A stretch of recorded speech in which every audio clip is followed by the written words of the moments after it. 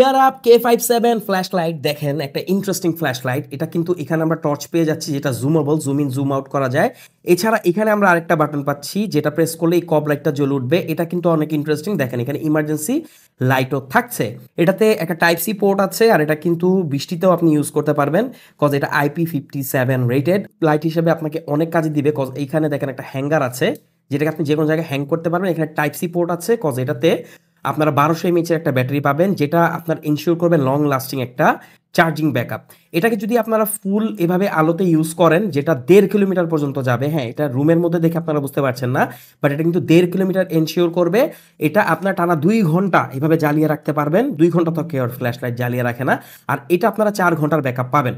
এটার সাথে আমরা অনেক ধরনের হেড পাচ্ছি যে হেডগুলোর সাথে কানেক্ট করে আপনার বিভিন্ন ধরনের লাইট এটাতে ইউজ করতে পারবেন। সাথে একটা কেবলও আছে যেগুলো আপনার এটার সাথে অ্যাড করে একটা ডিফারেন্ট লাইটও কিন্তু পাবেন। দেখেন রেড কালার লাইট কিন্তু আমরা পেয়ে যাচ্ছি।